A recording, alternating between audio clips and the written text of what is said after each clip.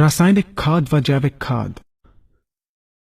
द्वितीय विश्व युद्ध के बाद पश्चिमी देशों के हथियार और विषाक्त रसायन बनाने वाले कारखाने बंद होने के कगार पर पहुंच गए थे, जिसके कारण पश्चिमी देशों को काफी आर्थिक नुकसान हो रहा था। इन देशों ने इस आर्थिक संकट से बचने के लिए एक योजना के तहत उन कारखानों में रासायनिक खाद तथा कीटनाशक बनाना शुरू कर दिया।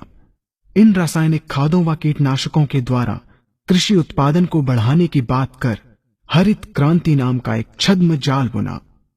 भोले भाले किसान अधिक उत्पादन के लालच में फंसकर रासायनिक खाद व कीटनाशकों का प्रयोग करने लगे। बैलों की जगह ट्रैक्टर से जुताई होने लगी। शुरुआत में कम रासायनिक खादों के प्रयोग से अधिक उत्पादन हुआ।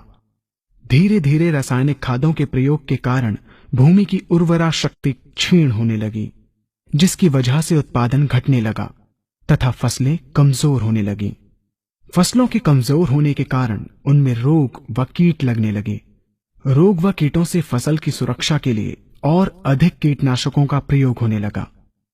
एक तरफ ज्यादा उत्पादन के लिए अधिक रासायनिक खादों का प्रयोग होने लगा, वहीं दूसरी तरफ फसलों को रोग व कीटों से बचाने के लिए अधिक विषाक्त कीटनाशकों का प्रयोग बढ़ गया, जिसके कारण उत्पादन लागत बढ़ी और किसान को लाभ कम होने लगा, बल्कि छोटे किसान कर्ज में डूबने लगे। धीरे धीरे भूमि की उर्वरा शक्ति क्षीण होने से भूमि बंजर होने लगी।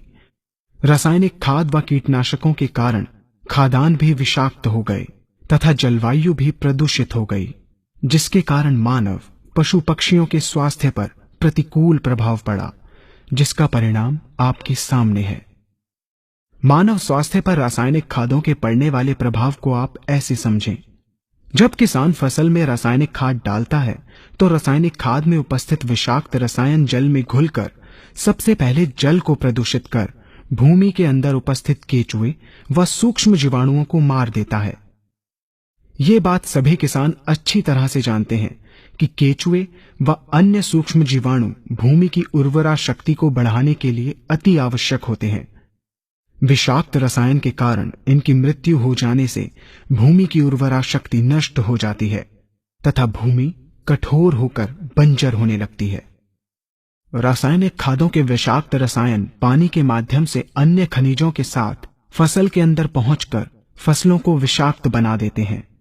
बाद में जब खाद्यान्न के रूप में मनुष्य या अन्य पशु इन्हें खाते हैं तो ये विषाक्त रसायन मानव स्वास्थ्य पर बहुत ही बुरा प्रभाव डालते हैं तथा मनुष्य के अंदर तरह तरह के रोग उत्पन्न करते हैं। जब हम जैविक खाद का प्रयोग भूमि पर करते हैं तो जैविक खाद पानी में मिलकर पानी को प्रदूषित नहीं करती।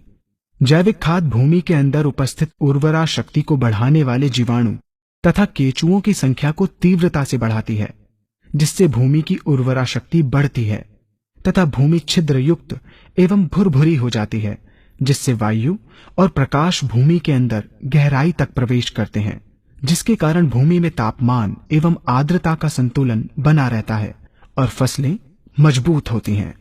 जैविक खाद में विद्यमान तत्व खाद्यान्न के माध्यम से मानव व पशु पक्षियों के शरीर में पहुंचकर स्वास्थ्य लाभ पहुंचाते हैं।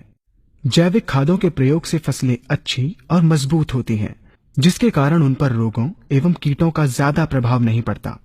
यदि किसी प्राकृतिक कारणवश कीटों व रोगों का प्रभाव अगर पड़ता भी है तो गौमूत्र एवं औषधीय वनस्पतियों के घोल के छिड़काव करने से फसलों को रोग एवं कीटों से बचाया जा सकता है। गौमूत्र एवं अन्य प्राकृतिक औषधियों के मिश्रण के छिड़काव से फसलों का कम लागत में बचाव हो जाता है तथा वातावरण पर भी कोई दुष्प्रभाव नहीं पड़ता। यहाँ हम आपको तालिकाबद्ध तरीके से दोनों